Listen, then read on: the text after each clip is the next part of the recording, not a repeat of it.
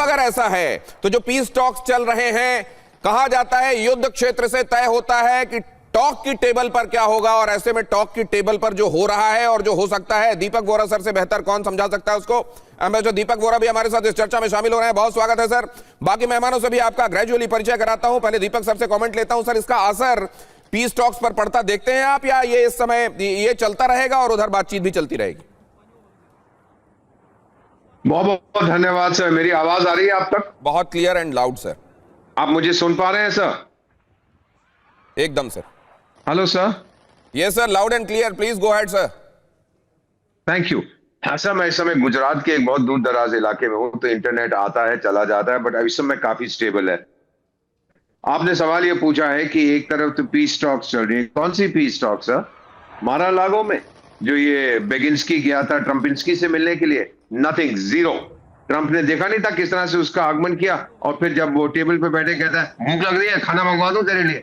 This is not a meeting, सब मजाक था। बेसिक इशू 3 चीज है, सब जल्दी से बता देता हूं। पुतिन क्या कहता है? नो नेटो, आपकी फौज कम नंबर में होगी और जो इलाके मैंने कब्जा कर लिए वो मेरे हैं। वो जेलेंस्की क्या कहता है कि जब उसका न्यू ईयर ग्रीटिंग भेज रहा था, क्रिसमस ग्रीटिंग अपने नागरिकों को, भाई प्रार्थना करो कि पुतिन मर जाए, और ये दिखाने की कोशिश कर रहा था इस ड्रोन अटैक से कि हमें क्षमता है कि नुकसान कर सकते हैं। दूसरा वो कहता है नेटो में तो मुझे जाना है, यूरोपियन यूनियन मुझे जाना है, सिक्योरिटी गारंटीज मुझे चाहिए। सर, कोई कॉमन ग्राउंड नहीं है। हकीकत ये, आप जितने मर्जी कहानियां बना लीजिए, कुछ नहीं होने वाला है। जंग चलेगा जब तक जेलेंस्की अपने घुटने नहीं टेक देता, और ट्रंप को कोई इंटरेस्ट नहीं है अब यूक्रेन के अंदर, ना यूरोप के पास ताकत है। ट्रंप का इंटरेस्ट इस समय ईरान है और वेनेजुएला है सर, और उसके बाद रूस के साथ दोस्ती करके रूस को चीन से दूर करना, और कुछ नहीं होगा। मैं बहुत बार, मेरे 52 साल कूटनीति में हो गए, 74 साल की उम्र है, बहुत बार मैं ये देख चुका हूं सर। मेन एम कुछ और है, ये फॉल्स फ्लैग नहीं है सर, ये डाइवर्जन है। दुनिया का ध्यान उस तरफ चला जाए और यहां पर आप कुछ और ही कर रहे हैं। जैसा कि आई कंक्लूड सर, बांग्लादेश में भी वो जो बेगम खालिदा जिया के बारे में, उसका बेटा उसको मिलने गया था, बड़ा इमोशनल रियूनियन। अरे उसको मरे हुए 1 महीना हो गया, तभी तो उसको इंग्लैंड नहीं ले गए थे, कतार की एम्बुलेंस नहीं आई। क्या बकवास करते हैं। She was dead, she was on the ventilator, तो उसका बेटा दौड़ के वापस आया है। तो ये कहानियां बनाते हैं सर जो ये गवर्नमेंट्स होती हैं, ताकि अटेंशन किसी तरह से डाइवर्ट हो जाए। वही चीज इस समय यूक्रेन रूस में हो रही है। अब मेरे साथ जुड़ रहे हैं विनय शुक्ला सर भी, आप जानते हैं सीनियर जर्नलिस्ट हैं और पीटीआई रशिया के वो ब्यूरो चीफ भी रह चुके हैं, उनका स्वागत करता हूं। सर, दीपक वोरा सर ने एक स्टेटमेंट बहुत बड़ा ये दिया है कि असल में ये कोशिश ही नहीं है, कोशिश करते हुए दिखाई जरूर दुनिया को दे रहे हैं ट्रंप, लेकिन ट्रंप का फोकस ही नहीं है कि यहां युद्ध में कोई विराम हो, युद्ध में शांति आए, और पुतिन को भी यह बात क्लियर है कि उसको मारते जाना है यूक्रेन को। और यहां जो हुआ है, मॉस्को में जो हुआ है, ये असल में ये इसको लेकर कुछ भी निश्चित रूप से नहीं कहा जा सकता कि ये यूक्रेन की तरफ से है या ये रशिया का फॉल्स फ्लैग है, लेकिन इससे कोई फर्क नहीं पड़ता, इससे कोई फर्क नहीं पड़ता। कम से कम पीस को लेकर जो टॉक्स चल रही है कोई फर्क नहीं पड़ेगा, क्योंकि पीस वैसे भी नहीं होनी। आपका नजरिया? बिल्कुल, एम्बेसडर वोरा ने बिल्कुल साफ कहा है, जो बिल्कुल बहुत बिल्कुल क्लियरली उन्होंने बताया है, क्योंकि वो तो राजनीतिक हैं, वो अच्छी तरह से इन बातों को समझते हैं कि ये सब फॉल्स फ्लैग की क्या पीस का कोई नहीं होने वाली है, क्योंकि राष्ट्रपति पुतिन ने साफ कह दिया है कि वो मतलब टेरिटरी जो ली है उस पर कोई वो नहीं होगा, सुलह नहीं होगी, उस पर वो लेके रहेंगे। और जो पूरा अगर नहीं होता है एग्रीमेंट, तो मान लीजिए सर ये असल में पीस अगर पुतिन जो कह रहे हैं वो मान लेता है यूक्रेन, तो संभव है, वरना संभव नहीं है। अब ये बताइए, ये जो हमले हुए हैं इसको कैसे देखा जा रहा है मॉस्को में, ये ड्रोन अटैक? ये ड्रोन अटैक एक्चुअली मॉस्को में नहीं हुए हैं, मॉस्को में 27 हुए थे उस दिन, पर उनको यहाँ गिरा दिया गया था कई जगह पर। ये मॉस्को के बाहर डोमगर्द इलाका है, रीजन है, वहाँ पर हुए हैं। वहाँ स्टालिन के ज़माने में राष्ट्रपति निवास बनाया गया था वहाँ पे, उसके बाद कुछ ये येल्सिन रहे थे। पुतिन के टाइम में वहाँ निवास है वहाँ पर वो खास तौर से उन्होंने कि आप वर्ल्डाई फोरम का नाम अगर जी जानते हैं, और तो वर्ल्डाई फोरम के लिए वहाँ पे उन्होंने बहुत बड़ा अरेंजमेंट कराया था, और वहाँ से शुरुआत हुई है ग्लोबल डायलॉग के बारे में। Cold war, post cold war की अगेन जो यूक्रेन युद्ध के बाद जो वॉर शुरू हुई है उस पर कराया था उन्होंने। तो इसका सिग्निफिकेंस उस हिसाब से भी देख लीजिए कि क्या वाकई इसको पुतिन के घर पर हुआ हमला माना जाए, और दूसरा ये भी सिग्निफिकेंस देख लीजिए कि क्या इसका कोई असर पड़ता है दो चीजों पर, कि युद्ध चलेगा या रुकेगा।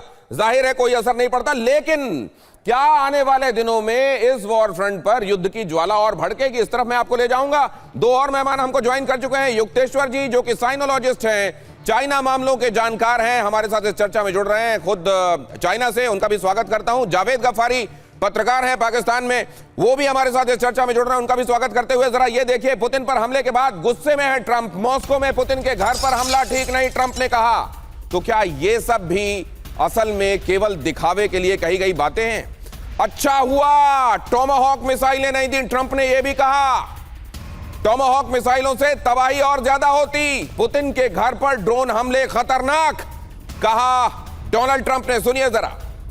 तो एम्बेसडर वोहरा जो बात कह रहे हैं कि असल में रशिया के साथ प्रॉक्सिमिटी बढ़ाकर उसको चाइना से दूर कर देने की प्लानिंग पर अमेरिका काम कर रहा है। इस समय स्टेटमेंट्स अगर आप बिटवीन द लाइंस पढ़ें और आपको सिनेरियो इस तरह से पर्सपेक्टिव जैसे एम्बेसडर वोहरा ने दिया है उसको सामने रखकर अगर उस दूरबीन से आप ये तमाम चीजें देखेंगे तो आपको समझ में आने लगेगा कहां कौन सा स्टेटमेंट क्यों दिया जा रहा है, यूक्रेन को लेकर डोनाल्ड ट्रंप का ये रुख, ये नजरिया क्यों है, और जब भी मिलते हैं वो ज़ेलेंस्की के साथ तो एक तलखी वो वाली क्यों समझ में आती है, क्योंकि असल में दिमाग में पहले ही वो ये बात लेकर चल रहे हैं कि किसके साथ कैसे पेश आना है। और इसीलिए आप ये देख रहे हैं कि जैसे ही उन्होंने कहा कि मुझे इस बारे में बताया गया कि माय प्लेस इज अटैक्ड, ये पुतिन ने उनके मुताबिक उनको बताया तो उन्होंने कहा दिस इज नो गुड, और अच्छा हुआ मैंने टोमाहॉक नहीं दिया। आप जरा इसको समझते हैं। तो ये कॉमोडोर साहब आपके पास एक बार फिर, क्या ये आने वाले दिनों में जो अभी थोड़ी बहुत भी एक तरीके से सदाशयता यूक्रेन की तरफ अमेरिका की दिखाई दे रही है और कम होती जाएगी? नहीं नहीं, आई डोंट थिंक सो। सी ऐसा देखिए, द पोजीशन जैसे एम्बेसडर वोहरा ने बिल्कुल क्लियरली बोला है, the position right now is कि पीस प्लान कहीं जा नहीं रहा है। पीस प्लान में जिन मुद्दों पे बातें अटकी हुई हैं वो वहीं पर है, वो मुद्दे बदले नहीं हैं। सब हम पिछले कई दिनों से इस बात को बता रहे हैं, बार बार ही बोल रहे हैं कि पुतिन का एम इसको कंटिन्यू करना है, थोड़ा खींचना है ताकि वो जमीन पे जितने गेन्स कर सकता है वो करना है। फ्यूटिलिटी दिखानी है कि एक्चुअली यूक्रेन इस एक तरह से इस हारे हुए, ये एक हारी हुई लड़ाई है यूक्रेन के लिए, अब इससे आगे कोई जीत की कोई। तो सर एक बात बताइए, एक तरीके से मैं आपको फोरकास्ट करने के लिए कह रहा हूं, 2026 में ये लड़ाई और भड़केगी क्या?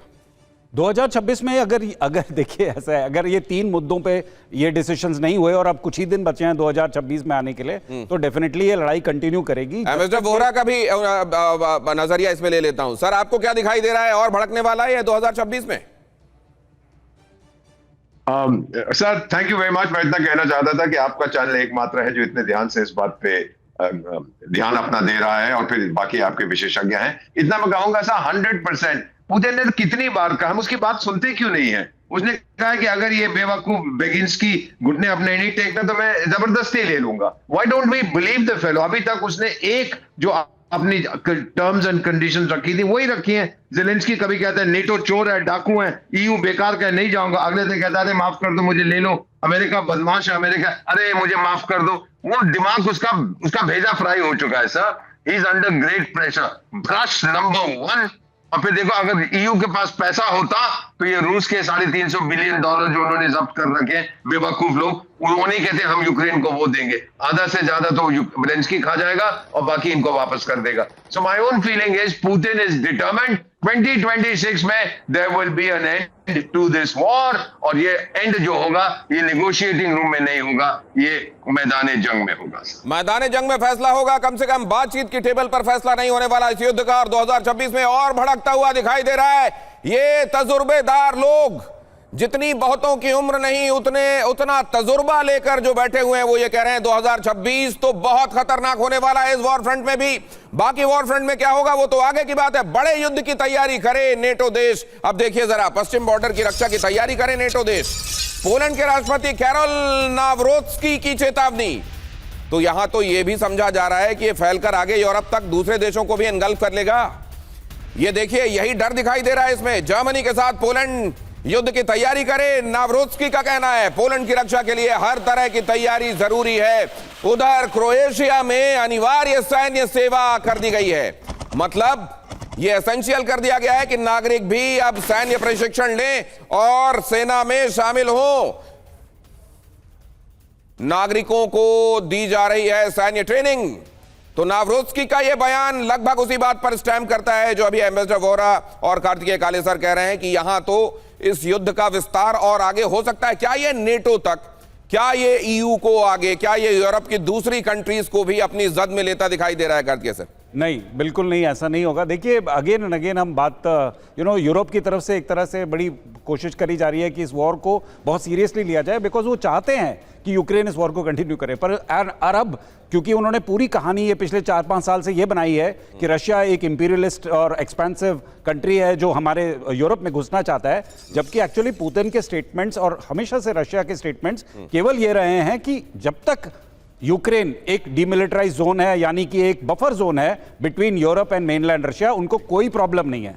एंड यूक्रेन पे हमला जो हुआ है उसके कारण सब अच्छी तरह से जानते हैं। वो तो नेटो में कम से कम बाकी यूरोप की तरफ विस्तार नहीं होने वाला, लेकिन यह तय है कि रशिया और यूक्रेन के बीच के युद्ध के मैदान में ही क्या होने वाला है युद्ध का, इसका फैसला होगा, बातचीत की टेबल पर नहीं। अगली खबर देखिए, यूरोप को रूस की बहुत बड़ी धमकी। रूस ने विश्व युद्ध 3 की चेतावनी दी। नेटो के दखल पर नाराज है रूस, हालात बिगड़े तो जंग और बढ़ेगी। रशिया भी इसके लिए तैयार है। तो ये हो सकता है ब्रिंकमैनशिप चल रही हो, एक दूसरे के लिए एक तरीके से एक दूसरे को आजमाने के लिए ये स्टेटमेंट्स दिए जा रहे हों। और कई बार ये भी होता है कि इसी तरह की ब्रिंकमैनशिप अंदाजे से आगे बढ़कर युद्ध में भी तब्दील होती है, लेकिन हमारे एक्सपर्ट्स कह रहे हैं कि ऐसा नहीं होने वाला।